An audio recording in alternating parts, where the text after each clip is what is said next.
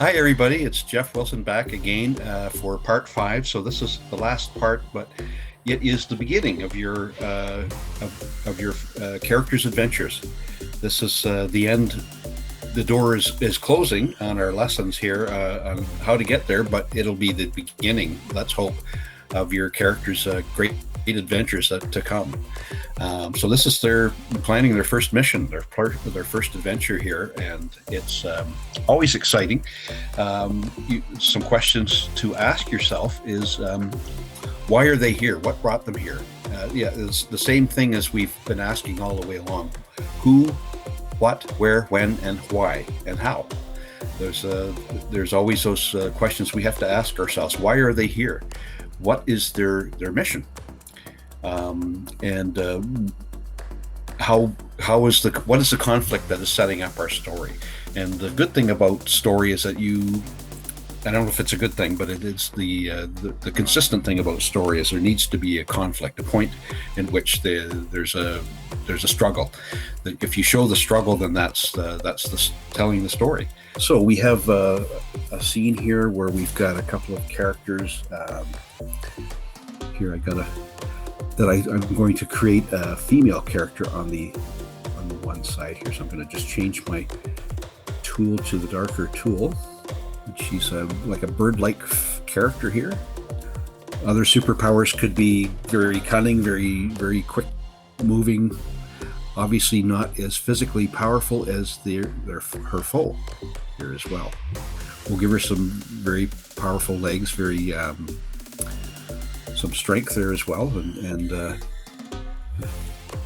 we can add things to her costume here. Let's take a look at her foe here. This is really a different type of character than she is here. So I'm going to just give them some very opposite features here in their face. Maybe a little thicker, not a normal physical specimen, I guess we could say.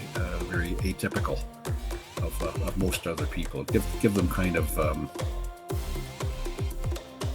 features that are not traditional. Maybe I don't know what the term is, but they're going to be kind of a different figure, some different features here that maybe give them a bit kind of a villainous look. I've enlarged the head here. I've got pointy ears. I've kind of let's for a second think about it. What is our heroine trying to stop with this other figure here? What is the story behind it? Are they somehow directing Earth into the path of another planet to try to destroy it? Maybe they had another previous battle that they really despised each other and they just don't like each other, and they just said, well, I'll meet you here at March the 27th, 2021, and we're going to have it out. Maybe they struggle because they don't have that look of that society is, it's their look may not be as acceptable to society as the other characters. A super villain that's super villainess, that's very, very sly and very clever and has powers that can subdue big hulking characters that are just unleashing power and energy. Maybe she's got a special weapon. I would say like maybe like a magic wand, or it could be just like some sort of power generator, or like a super taser or something too. It could be just to subdue our main character, or she could just say, this is the way I solved this problem last time, or how I stopped you last time. I will use this special tool. And again, the conflict should be the main part of the story. Without a conflict, you don't have a story, basically. So always remember that too. And how can we exhibit weaknesses, and what can we carry along to get them into peril, to create that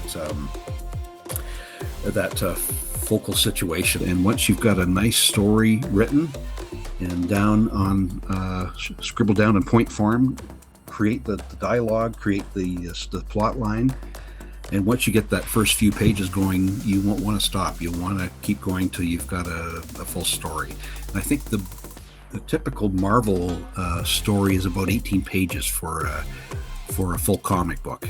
And hopefully I will talk to you when you've done your story. And so that's the 5 steps: your comic book character creation, your superhero or superheroine or supervillain, supervillainess. And wish you luck along the way. And this is Jeff Wilson saying thank you for joining me, and enjoy creating comics. And I'll talk to you on the other side. Bye for now.